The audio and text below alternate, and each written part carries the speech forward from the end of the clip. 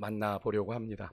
오늘 우리가 만날 제자는요, 복음서에 나오는 12제자의 명단의 기록을 제외하고는 우리가 오늘 함께 읽었던 사도행전 1장을 빼고는 단 한 번도 성경에 나오지 않는 이름만 나오는 제자입니다. 그래서 이 제자를 추적할 자료가 거의 없기 때문에 우리가 이 구절들 속에서 우리가 좀 상상을 하며 이 제자의 모습을 우리가 좀 유추해 봐야 되는데요.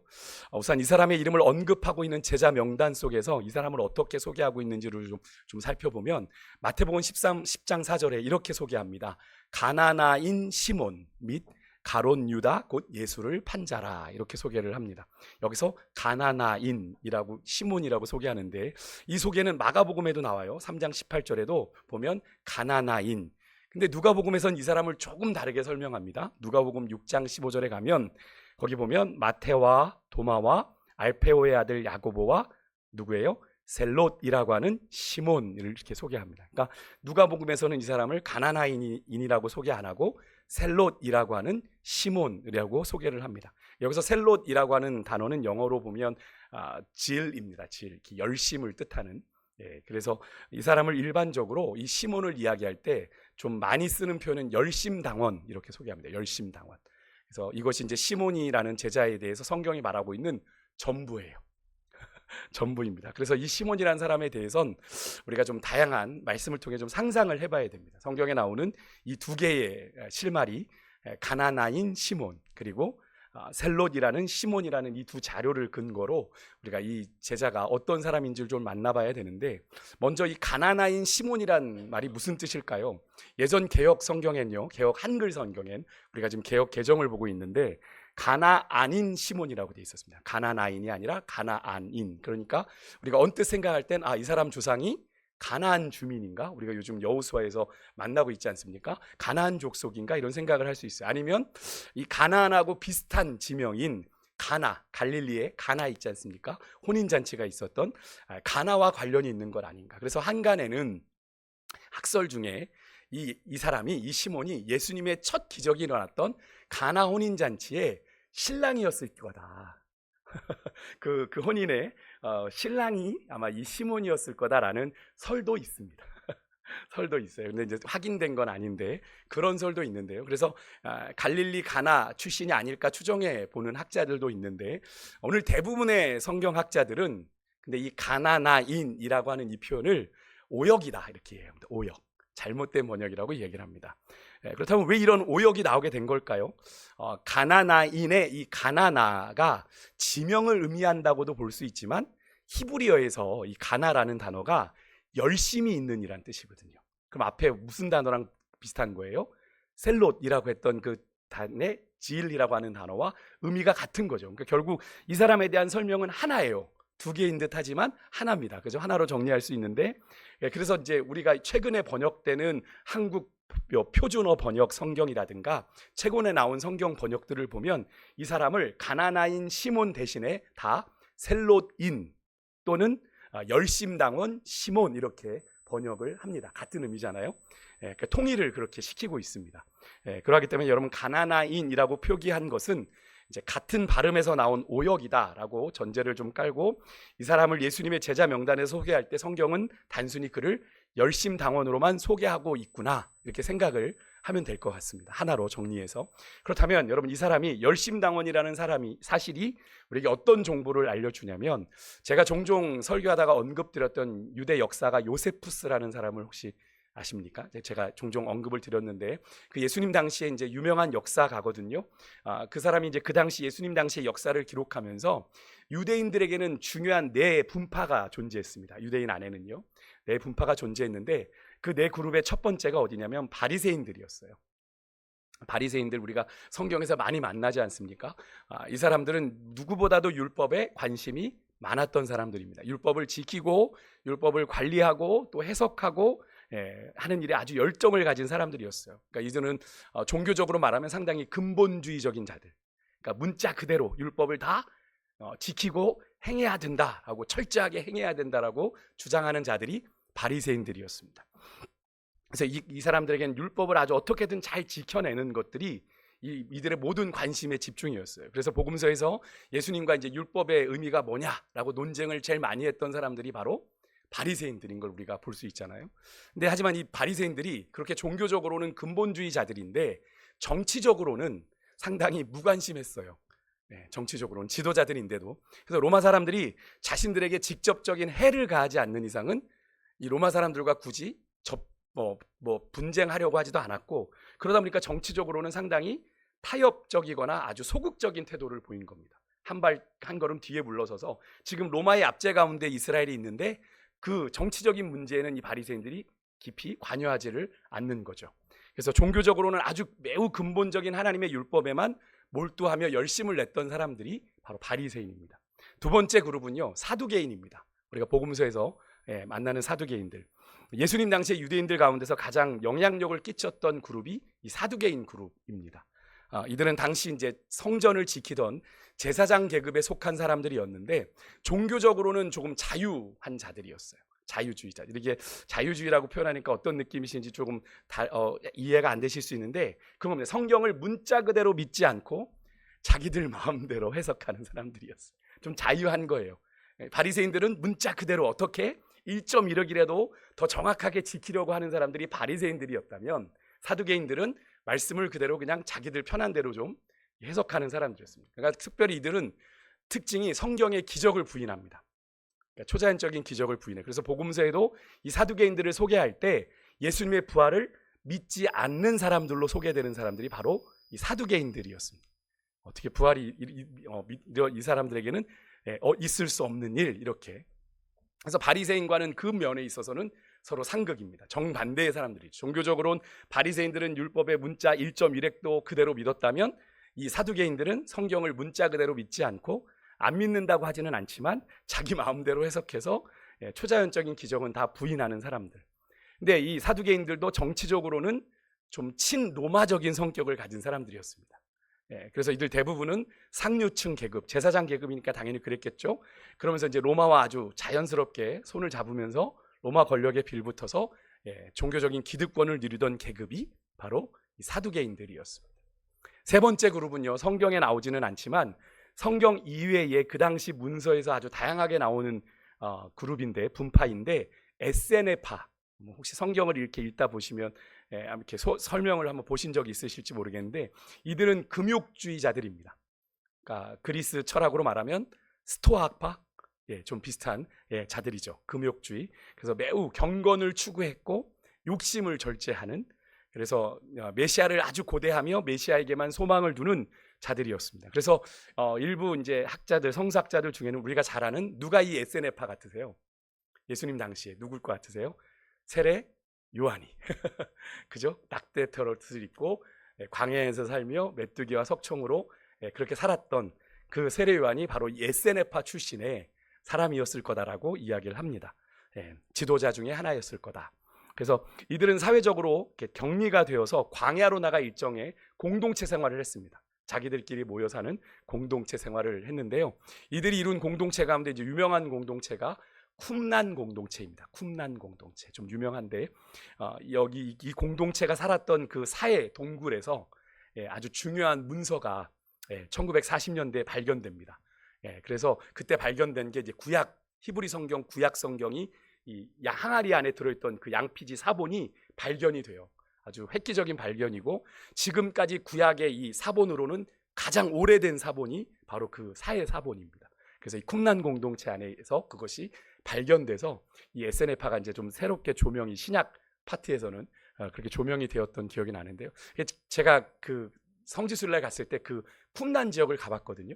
그러니까 이렇게 가보면 이렇게 구멍이 뚫려 있어서 굴 안쪽에, 그러니까 그것도 우연히 목자가 들어갔다가 돌을 던졌는데 뭐가 쨍그랑 깨진 소리가 나더랍니다. 그래서 봤더니 거기에 이제 양피지에 성경이 기록되어 있는, 우연하게 그게 발견이 돼서 그게 이제 사해 문서 발견에 이렇게 꺼내봤더니 이사야서가 막 기록되어 있고, 그러니까 그 히브리 성경, 구약 성경이 거기에 기록되어 있는 걸 발견하게 된 거죠. 그러니까 지금으로선 그게 지금 최고 오래된 사본, 계속 이제 번역되어 왔는데 그 사본으로 이제 가치를 가지고 있는데요. 그게 에세네파 공동체에서 나왔다. 마지막 네 번째 그룹이 이제 이 시몬이 속해 있는 열심당원들입니다. 이 사람들은 요즘 이렇게 중동으로 말하면 약간 급진적인 중동 그런 사람들, 철저한 이들은 반로마주의자들. 어떻게든 로마의 압제에서 민족을 구원해야 된다. 그래서 아주 로마에 대해서 적대적인 감정을 가졌어요. 그래서 무력으로라도 민족이 구원을 받아야 된다, 회복돼야 된다. 그래서 아주 공격적인 애국자들이었습니다. 이스라엘 사람들인데 이들이 로마에 세금 내는 걸 거부했고요. 극단적인 폭력 또 테러를 통해서 로마인들 또 혹은 친로마적인 유대인들을 살인하는 일에 아주 적극적으로 가담했던 자들이 이 열심당원들입니다. 열심당원 안에는 시가릿이라고 하는 파가 있는데 아마 그 이슬람에도 그 급진적인 파들이 있지 않습니까? 그런 것처럼 시가릿이라는 파가 있는데 이들은 단검을 주머니에 넣고 다니다가 로마 사람들이나 로마 관련된 사람들을 만나면 얘기하는 척하다가 찌르고 도망가는 일들을 실제로 자행했었다고 합니다. 약간의 그런 우리 예전에 일제시대에 그런 개념이 있지 않을까 싶은데요. 물론 당시에 이스라엘이 로마 지배를 받고 있었기 때문에 로마에 저항하는 건 당연한 것 아니겠냐, 이들이 뭐가 잘못했냐 얘기할 수 있겠습니다만 로마가 그 당시에 워낙 넓은 땅을 다스리고 있었기 때문에 그렇지 않습니까? 모든 길은 로마로 통한다라고 할 정도로 세계에 영향력을 끼치고 있었기 때문에 로마가 그렇게 식민지 하나하나를 그렇게 폭력적으로 지배하던 시대는 아니었습니다. 어느 정도 자유가 보장되어 있었어요. 식민지 안에서. 근데 그래서 로마와 적당하게 타협을 하면 그래도 살 수 있는데 자꾸 이 열심당원들이 누구를 건드리는 거예요? 로마를 자꾸 건드는 거죠. 테러를 해가지고. 그러니까 결국에는 로마와 적당한 타협을 하면서 자유를 누리던 평범한 유대인들은 이 열심당원들을 되게 싫어했습니다. 왜? 자꾸 이 로마와 유대의 관계가 어그러지게 만드는 사람들이 바로 이 열심당원이었으니까요. 그러니까 이런 극단적인 열심당원들의 이 로마인들을 향한 여러 가지 폭력, 테러, 이런 증오적인 행동들은 마침내 유다가 멸망을 당하는 결과를 가져오게 됩니다. 그래서 웬만하면 로마가 그냥 놔둘 텐데 하도 이들이 테러를 가하고 그런 문제를 만드니까 로마가 이 유다를 그만 놔둘 수 없겠구나. 그래서 로마의 티투스 황제 때 그 당시에 이제 로마 티투스 황제가 이스라엘에 와서 성전을 다 때려 부셔버립니다. 예수님 그런 말씀 하셨잖아요. 성전이 돌 위에 돌 하나도 남지 않을 거다. 근데 그때 티투스 황제 때 진짜 실제로 그런 일이 벌어졌고, 로마 개선문에 가게 되면 그 개선문에 이렇게 조각이 되어 있는데 그때 성전에서 가져오는 그 금초대를 들고 가는 그 그림이 그 개선문인가에 거기에 프랑스 거기에 이렇게 조각이 되어 있다라고 하더라고요. 그러니까 그런 일들이 실제로 일어나게 됩니다. 열심당원들 때문에 유다가 그렇게 성전이 멸망을 AD 70년에 그런 일이 벌어지게 되는데, 오늘 우리가 만났던 이 시몬이 그런 열심당원 출신이었다라는 겁니다. 그렇다면 여러분, 이런 시몬이 이런 어떻게 보면 극렬주의자, 어떻게 보면 급진적인 애국자가 예수님의 제자가 되었다라는 사실이 여러분 가지는 의미가 뭘까요? 저는 그런 생각을 해봤습니다. 이런 시몬이 예수님의 제자가 되었다는 사실에 예수님이 왜 굳이 그러셨을까? 왜 분명히 부르셨잖아요. 제자들을 다 부르셨잖아요. 예수님이 그냥 온 게 아니라 너 나를 따라와라. 그럼 시몬도 따라온 건데 왜 이런 사람을 굳이 불렀을까? 여러분, 예수님의 제자 가운데는 이 시몬 말고도 열심당원이 한둘 더 있었다고 학자들은 이야기합니다. 일박자들은 우리가 전에 살펴봤던 다데오 유다, 그죠? 다데오 유다 기억하실 겁니다. 가론 유다와 다르게 했던 다데오 유다와 가론 유다도 열심당원 중에 하나였을 거다라고 보는데요. 물론 이에 반대하는 학자들도 있으니까. 그런데 어쨌든 이런 열심당원들이 예수님의 제자 가운데 있었는가 하면 반대로 예수님의 제자들 중에는 이런 열심당원들이 가장 싫어하는 친로마적인 성향을 가진 부류의 사람이 있었습니다. 누구일까요, 여러분? 예수님의 제자 중에 가장 친로마적인 성격을 가진, 로마의 빌부터 먹고 사는, 그렇죠, 맞습니다. 세리 마태가 바로 그 인간이죠. 그러니까 같은 제자의 무리 안에서 사실 그렇지 않습니까? 너무나도 상극입니다. 그죠? 친로마, 그죠?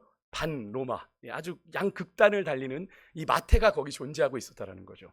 그러니까 예수님의 제자들 중에는 세리도 있고, 그렇게 로마와 친하게 지내는 세리도 있고, 열심당원도 있었다는 이 사실이 참 놀라운 일 아닙니까? 여러분, 열심당원 출신이 이 세리만 보면, 마태만 보면 어떤 생각이 들겠어요? 이를 북북 갈지 않았겠습니까? 저 죽일 놈, 그죠? 우리가 예전에 뭐 정말 친일파만 해도 우리가 지금도 막 그러는 판인데 그 당시 어떻겠어요? 정말 이들이 품 안에 계속 단검을 들고 다녔다면 마태는 여러 번 죽을 위기를 경험했을 수도 있는 상황 아니겠습니까? 그러니까 이 두 그룹의 상관관계가 너무 양극단인 거죠. 그러니까 충분히 가능할 수 있는 이야기가 아니었을까. 그런데 예수님이 이런 정반대의 삶을 살던 그 사람들을 똑같이 당신의 제자로 부르셨다라는 거죠. 이들이 찾아온 게 아니라 부르셨다라는 겁니다. 그리고 예수님께서 이 세상을 떠나기 전에 다락방, 이제 강화라고 해서 요한복음 그런 말씀이잖아요. 거기서 유명한 말씀을 12제자들을 놓고 하시죠. 요한복음 13장 35절인데 한번 화면으로 같이 한번 읽어볼까요? 시작. 너희가 서로 사랑하면 이로써 모든 사람이 내 제자인 줄 알리라. 네. 이 말씀이 그냥 너희들 서로 사랑해 라는 그 권고를 넘어선 말씀이다라는 걸 느껴지십니까? 이런 제자들의 구성을 보니까 엄청나게 제자들에겐 도전적인 말씀인 겁니다. 사실 저 같으면 제가 뭐 예수님이 될 리는 없겠지만 예수님이라면 이런 상극의 두 사람을 굳이 내 앞에 제자로 함께 모아놓고 괜히 속 썩을 일 없지 않았을까 하는 그런 생각을 해보게 되는데요. 우리는 그렇지 않습니까? 되도록이면 나와 비슷한 사람을 만나려고 하고 그저 비슷한 사람과 어울리려고 합니다. 왜요? 그래야 생각도 같고 별 문제가 생기지 않으니까. 근데 이런 정반대 양극단의 성향의 사람을 제자로 하나님이 예수님께서 불러 삼으셨다라는 사실은 우리 예수님이 얼마나 이 넓은 마음을 가진 그런 존재이신가를 우리가 알게 해주는 장면이죠. 저는 우리 사회가 지금도 뭐 여러분 다 느끼시겠지만 이념 사상의 양극화가 정말 극렬합니다. 실제로 뭐 대통령이 체포되는 현장에도 찬성파 반대파, 뭐 광화문에서도 찬성파 반대파 난리가 아닌데 몸살을 앓고 있는데 사실 이 부분에 있어서 교회도 예외가 아닙니다. 교회도 다 나눠져 있어요. 사분오열되어 있습니다. 정치적인 이념에 따라 또 사상에 따라. 근데 여러분 이런 조국의 안타까운 현실을 교회가 어떻게 여러분 어머니의 가슴으로 또 예수님의 가슴으로 품어야 하는지에 대한 세상의 요구가 지금 빗발치고 있습니다. 교회가 정말 좀 중심을 잡아주기를 원하는 이때에 그 두 극단의 무리가 함께 예수님의 제자로 존재했다는 사실이 우리에게 참 특별한 의미로 다가오는 그런 오늘의 이야기인데요. 사실 우리는 조금만 나와 달라도 상대하고 싶어 하지 않아 하고 그 사람과의 시간을 아까워하고 굳이 만났다고 생각하고 그저 할 수 있다면 피하려고 하는데 예수님은 그 두 양극단의 제자를 그의 넓은 가슴 안에 하나로 품어 교회가 되게 하셨다라는 거죠. 교회가 되게 하셨다. 저는 이 사실이 묵상할수록 참 은혜가 되더라고요. 우리가 교회 안에 있으면서도 너와 친한 사람, 나와 다른 사람을 구분하며 교회 안에서도 분파가 존재하고 교회 안에서도 나누어지지 않았습니까? 신약시대에도 고린도 교회도 바울파, 게바파, 아볼로파, 그죠? 그리스도파 이렇게 존재해서 나눠진 것 때문에 사도 바울이 고린도 교회를 향해 그래서는 안 된다라고 하며 사랑을 이야기했던 것 아닙니까? 근데 지금 우리 교회 안에도 그런 것들이 있는 거죠. 여러분 우리 교회도 저는 그런 소망이 이 말씀을 묵상하면서 우리에게도 정말 이렇게 주님의 품고 인정하고 나와 다르더라도 용납하는 좀 이런 넉넉한 마음들이 우리에게 있었으면 좋겠다. 나와 다름이 틀린 게 아니라 그래서 내가 반박해야 되고 내가 면박을 줘야 되는 존재가 아니라 그렇게 생각도 할 수 있겠네, 그렇게도 볼 수 있겠네 라고 인정할 수 있는 수행의 마음들이 있었으면 좋겠습니다. 그렇지 않습니까? 여러분 주먹을 마도 앞에서 여러분들이 보시는 이 주먹의 면과 제가 바라보는 주먹의 면이 다른데 이게 다른 주먹입니까? 같은 주먹입니다. 그런데 바라보는 면이 다르면 다른 이야기를 할 수 있는 거거든요. 똑같죠? 교회 안에서 이야기 되어지는 것들도 다른 걸 수 있습니다. 다른 면을 볼 수 있고요. 그래서 그것이 수용하고 용납하고 포용하려고 하면 그게 들리는데 그게 나와 다르고 틀리다라고 생각하면 사실 들리지가 않습니다. 그래서 용납되지가 않는 거예요. 그래서 그러다 보니까 교회 안에서 자꾸 분쟁들이 일어나고 교회가 나누어지고 쪼개어지는 일들이 일어나는 게 사실 그렇습니다. 별거 아닌 문제로도 교회가 쪼개어집니다. 얼마나 웃기냐면 피아노 옮기는 문제로 교회가 쪼개지기도 하고요. 강대상에 사람이 올라오니 안 올라오니 문제로도 교회가 싸우다가 교회가 쪼개지기도 하고요. 드럼을 치니 안 치니 하다가도 교회가 쪼개지기도 하고요. 어이없는 문제들로 교회가 나누어집니다.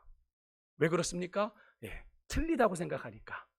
서로가 용납하고 말씀을 기준을 쫓아 세워가면 되는데 서로가 틀리다고 용납하지 않으려고 하니까 니파 내파가 생기고 너와 내가 다르다고 생각. 물론 다릅니다. 다른 거지 틀린 게 아니잖아요. 같이 그리스도의 몸으로 부르심 받은 존재들인데 그리고 우리가 한 피 받아 한 몸 이뤘다고 이야기하면서 찬양은 그렇게 하면서 서로를 용납하지 않는 거예요. 그래서 마음에서 어느덧 벽을 쳐놓습니다. 근데 그게 여러분 참 신기하죠. 저도 좀 살아보면서 느끼는 게 사람의 마음은 마음을 비춥니다. 사람의 마음은 마음을 비춥니다. 내가 불편한 마음이 있으면 그 마음이 상대방에게 전달되더라고요. 누군가가 제게 그런 마음이 있으면 저에게도 그게 느껴질 때가 있더라고요. 여러분 그래서 여러분 우리가 마음으로 서로가 용납이 될 때 진심으로 하나 될 수 있는 거거든요. 여러분, 오늘 예수님께서는 그걸 우리에게 가르쳐주고 계십니다. 시몬의 이야기를 통해 내가 왜 시몬도 부르고 세리 마태도 불렀는지 아느냐? 그리스도의 몸된 교회는 그런 공동체가 돼야 되기 때문에, 여러분, 우리 세강교회가 올 한해 그리스도의 사랑에 강건하시는 교회를 우리가 꿈꾸는데요, 그러기 위해서는 그런 공동체가 돼야 된다. 분명히 이제 성도들이 늘어나기 시작하면 별의별 분들이 다 모여듭니다. 정말. 그러면 나와 맞는 사람만 오겠습니까? 맞지 않는 사람도 오지만 그분들조차도 그리스도의 사랑으로 우리가 품을 수 있는 공동체가 될 때, 우리가 하나님의 주의 몸된 교회를 그렇게 세워가게 될 줄 믿습니다. 그렇다면 이 시몬은 어떻게 예수님의 제자가 됐을까요? 성경에 나오진 않는데 우리가 유추해 볼 수 있는 건, 마태복음 10장 4절에 아까 시몬을 소개할 때 가나나인 시몬 및 가롯 유다, 곧 예수를 판 자라라고 하는 이 부분에서 이 제자들의 명단의 순서가 그냥 우연히 기록된 순서가 아니라는 생각이 들었습니다. 제자들의 명단을 보시면 이렇게 묶여 있어요. 베드로와 안드레, 야고보와 요한, 빌립과 바돌로메, 뭐 이런 식으로요. 둘씩 친한 사람들끼리 묶어놓은 짝이 있었기 때문입니다. 마태복음 10장 우리 2절 3절 한번 같이 한번 좀 읽어볼까요? 화면 보고 읽어볼게요. 시작. 12사도의 이름은 이러하니 베드로라 하는 시몬을 비롯하여 그의 형제 안드레와 세베대의 아들 야고보와 그의 형제 요한, 빌립과 바돌로메, 도마와 세리 마테, 알페오의 아들 야고보와 다데오, 그리고 우리가 조금 전에 읽었던 10장 4절 가나나인 시몬과 가롯 유다, 곧 예수를 판 자라. 이렇게 둘씩 이렇게 괄호를 묶을 수 있게 되어 있죠. 저는 이 기록이 예수님의 명단을 친한 짝을 중심으로 배열한 것 같아요. 근데 최소한 우리가 성경에 보면 그런 장면이 있지 않습니까? 예수님께서 제자들을 둘씩 짝을 지어 전도하러 보내셨던 그 짝이 이 짝이 아니었을까, 그런 생각을 해보게 되는데, 그런 관점에서 본다면 지금 시몬과 이 12제자 중에 제일 친한 사람은 누구예요? 가룟 유다요. 가룟 유다. 그렇다면 유다가 예수님 팔 때 시몬이 그 일을 알았을까요? 그 일을 눈치챘을까요? 어떻게 생각하세요? 앞서 다른 제자들을 살펴볼 때 우리가 제자들을 이렇게 세 그룹으로 나누었던 적이 있는데, 혹시 기억하십니까? 네 사람씩. 첫 번째 그룹은 예수님과 가장 최측근에 있었던 베드로, 안드레, 야고보, 요한. 두 번째 그룹은 빌립, 바돌로메, 그다음에 도마, 마테. 그다음에 마지막 세 번째 그룹이 우리가 아직 살펴보지 않았던 알페오의 아들 작은 야고보, 그다음에 살펴봤던 다데오 유다, 그리고 시몬 가롯 유다인데요.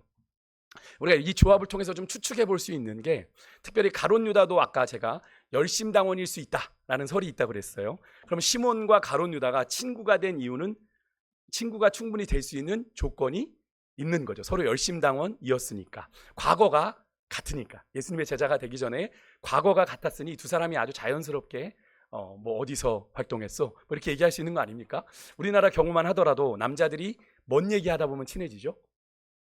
군대 얘기요. 그죠? 특별히 뭐 해병대 갔다 오신 분들은 뭐 정말 뭐 안면도 없는데 너 몇 기야? 그러면 그때부터 뭐 아주 끈끈함이 생기는 것처럼, 일반 부대여도 비슷한 부대에서 근무를 한 경우 서로 공감대가 형성이 돼서 쉽게 관계가 맺어지게 되는 걸 보게 되는데, 비슷한 거죠. 그러니까 가롯 유다와 이 시몬에게는 그렇게 서로 되어질 과거가, 비슷한 과거가 있었다는 건데, 하지만 분명한 사실은 뭐냐면, 이 둘이요 3년간 예수님의 공생애를 함께 했는데, 가까이 지냈는데, 친했는데 그들의 결과는 달랐다는 거예요. 그들의 끝은 달랐다는 겁니다. 그죠? 가롯 유다는 끝까지 그리스도인이 되지 않았습니다. 않았습니다. 거듭나지 못했어요. 결국에는 이 탐심에 사로잡혀 예수님을 팔아버렸지 않습니까? 예수님이 그가 거듭났다는 증거를 성경에서 말하지 않아요.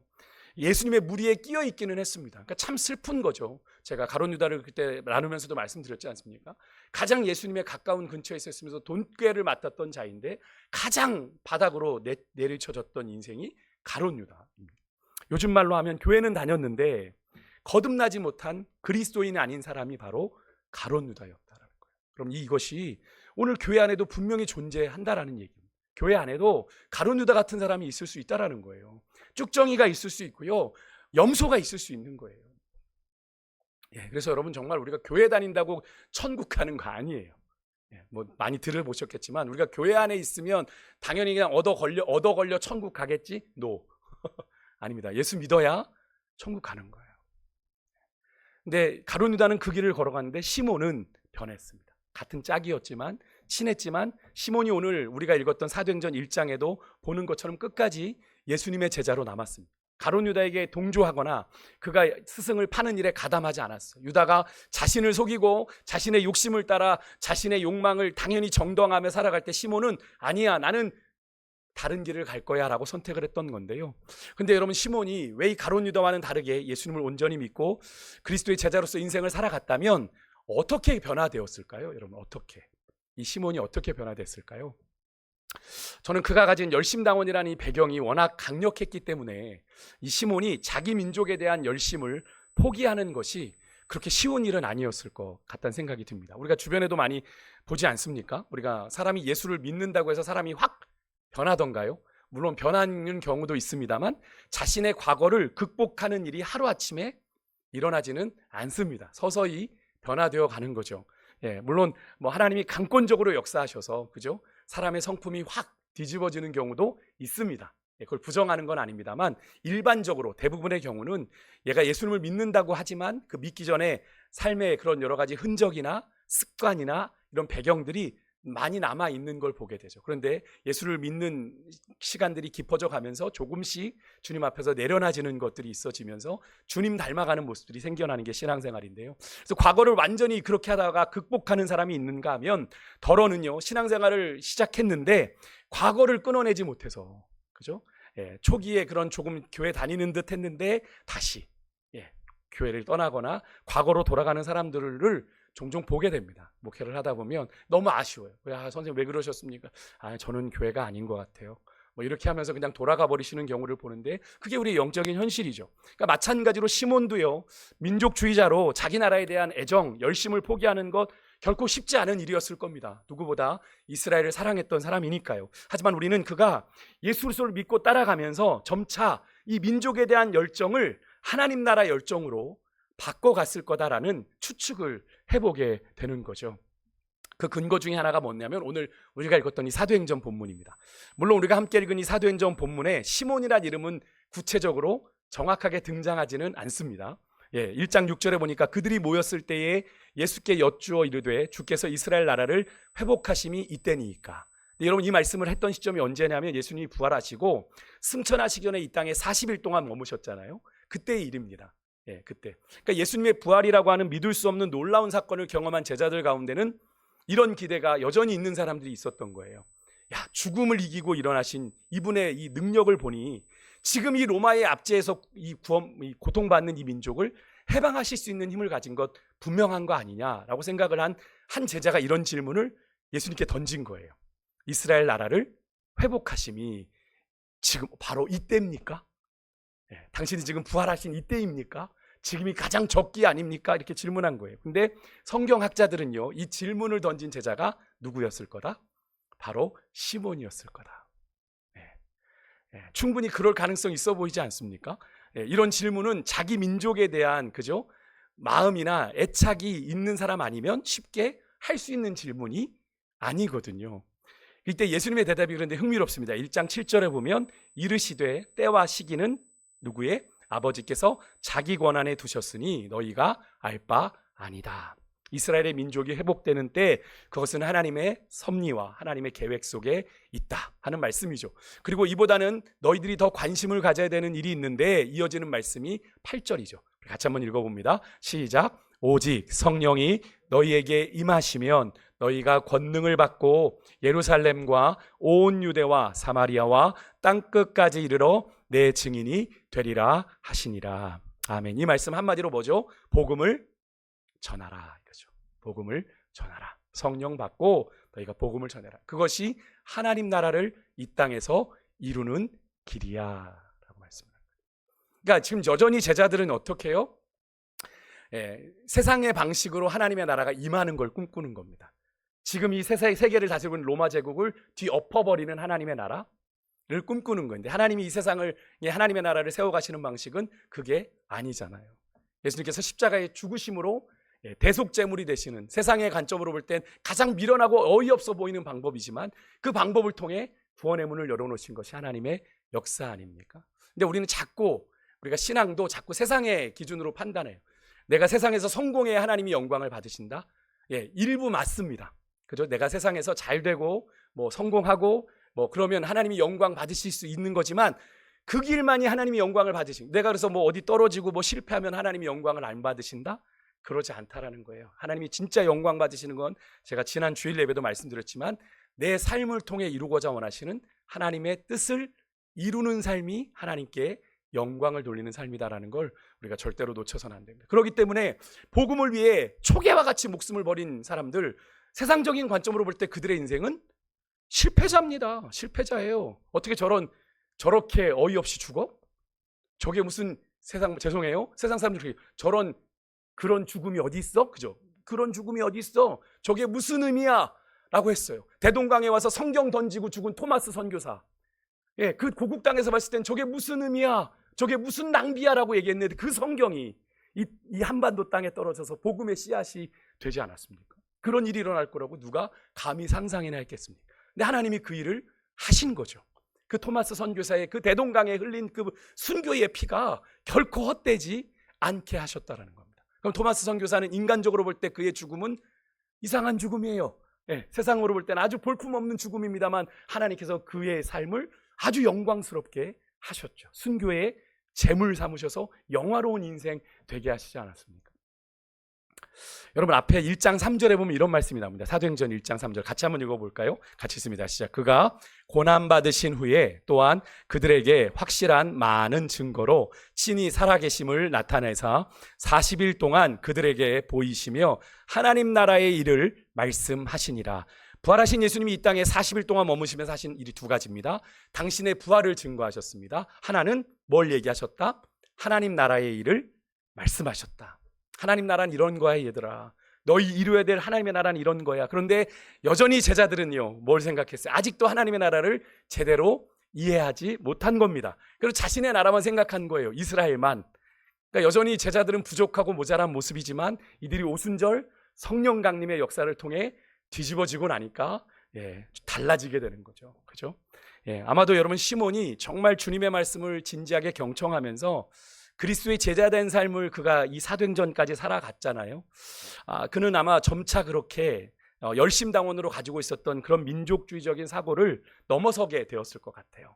그래서 이제 보다 넓은 의미의 하나님 나라 비전을 품게 되지 않았을까.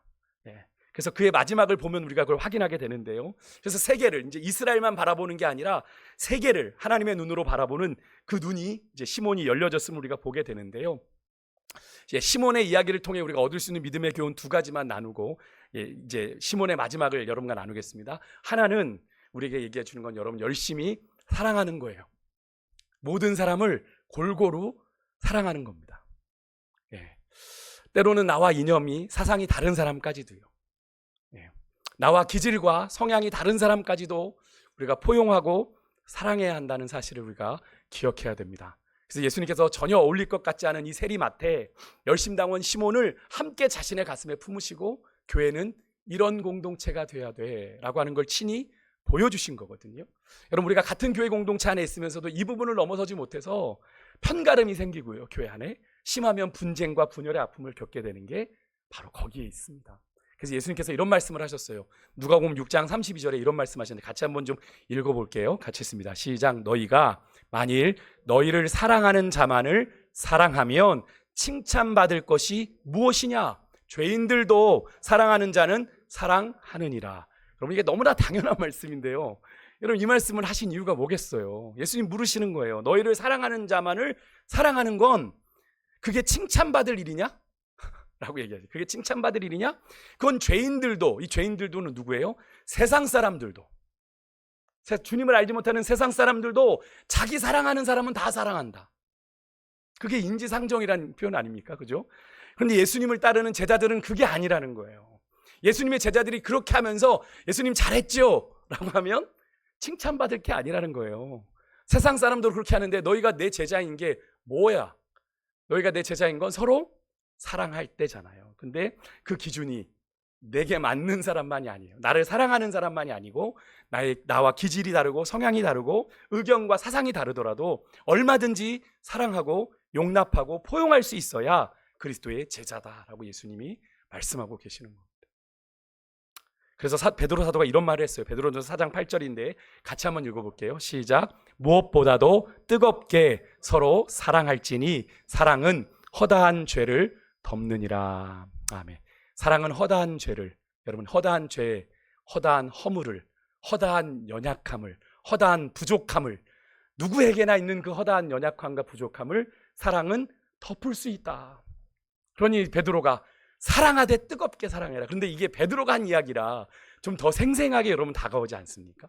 베드로의 권면이기 때문에. 여러분 이 말씀이 베드로의 권면이기에 스승이신 예수님을 아주 대차게 배반하고 저주했던 베드로, 그런 배은망덕한 베드로를 예수님이 디베라 바다로 찾아오셔서 뭐라고 질문하셨죠? 여전히 베드로야 네가 나를 사랑하니? 사랑하니? 사랑하니? 3번이나 그 물으셨던 예수님을 생각할 때 베드로의 이 당부가 훨씬 더 가슴 있게, 베드로는 아마 이 뜨겁게 사랑하라는 이 느낌을 예수님의 그 모습에서 느끼지 않았을까요? 야, 주님이 정말 날 뜨겁게 사랑하시는구나. 그 주님의 그 뜨거운 사랑이 모든 허물을 다 덮었구나. 내가 이렇게, 내가 봐도 내가 용납이 안 되는데, 내가 예수님을 감히 사랑한다고 할 수 없는 존재인데 내게 찾아와서 또 사랑하냐고 물어보는 예수님의 이 사랑이 베드로를 사로잡은 거죠. 그래서 베드로가 이 이야기를 한 겁니다. 사랑은 허다한 죄를 덮는다. 나같이 스승을 배신하고 저주한 자도 그 사랑은 용납하더라. 그러니까 여러분들이요, 그렇게 사랑해라. 여러분들이 사랑해야 되는 건 나만 사랑하는 사람을 사랑하는 게 아니라 너희가 용서하지 못할, 너를 배신한 자, 심지어 예수님도 원수까지도, 그죠? 사랑하라는 말씀을 하셨던 게 그런 거죠. 시몬은요, 자신의 열정을 잘못된 민족주의를 넘어서서 이웃을 사랑하는 열정으로 발전시켜 나가는 필요성을 느꼈던 것 같아요. 시몬은 결국 그런 인생을 살았는데, 시몬이요, 이 시대의 전승에 보면, 그 당시에 이제 전승을 보면, 이 시몬이라는 제자의 상징 그림이 물고기 모양이에요. 여러분, 물고기 모양. 근데 여러분, 초대교회 당시에 이 물고기 모양은 그리스도인들의 보편적인 상징이었죠. 여러분, 이거 보시겠습니까? 이게 iktus. 그죠? iktus. 여기 앞에 보시면 이제 이게 헬라어 앞자들을 쓴 거거든요.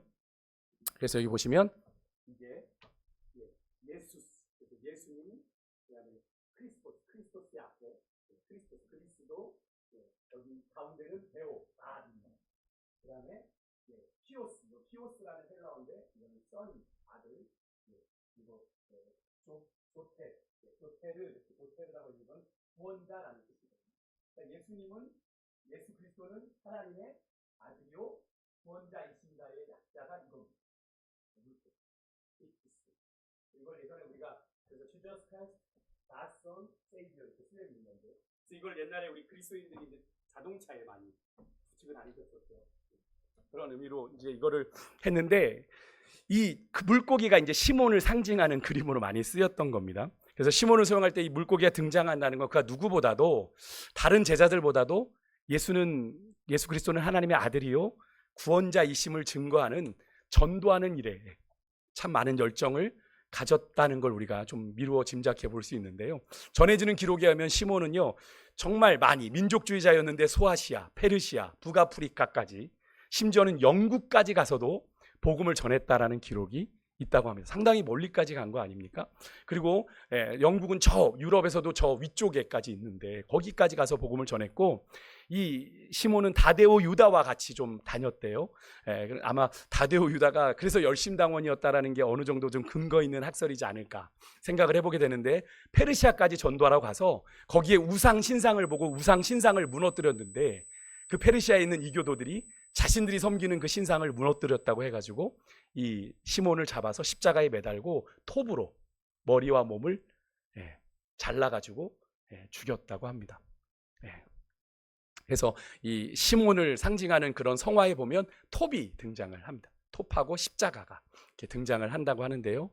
여러분, 저는 이 시몬의 삶을 이렇게 추측해서 이렇게 말씀 속에서 따라가 보면서 마지막 오늘 우리가 읽었던 사도행전 1장 8절의 말씀이 떠올랐습니다. 오직 성령이 너에게 임하시면 너희가 권능을 받고, 예루살렘에서 시작을 했죠. 시몬은, 그죠? 민족주의자, 열심당원으로 그의 본거지는 예루살렘이었습니다. 그죠? 그의 시선은 예루살렘에 머물러 있었는데, 그가 주님을 만나 하나님 나라 꿈을 꾸기 시작하면서 예루살렘을 넘어 온 유대, 그리고 사마리아와 어디까지? 땅끝까지 이르는 복음의 증인이 되었던 삶을 살아냈던 사람이 바로 이 시몬이었다라는 것을 저는 이 사도행전 1장 8절의 말씀을 떠올리게 해주시더라고요. 이 시몬에 대해서 묵상하면서 저는 여러분과 저도 우리 하나님을 향한 이 열심이 저는 이 시몬을 하나님이 부르신 까닭이 이 나라에 대한, 이 이스라엘에 대한 그 열심이 특출함을 예수님 보시지 않았을까. 이 정도의 열심이라면 이 열심이 하나님 나라를 향하게 되면 참 귀한 제자가 될 수 있겠구나 하셔서 하나님이 이 시몬을 부르시지 않았을까 하는 생각을 해보게 되는데요. 여러분과 저에게도 하나님을 향한 이 뜨거운 열정이, 또 복음에 대한 열정이, 또 영혼을 향한 열정이 있는 그런 하나님의 사람으로 우리가 시몬처럼 그렇게 주의 다시 오실 길을 예비하는 거룩한 하나님의 사람들 되시기를 주의 이름으로 축복합니다. 우리 같이 찬송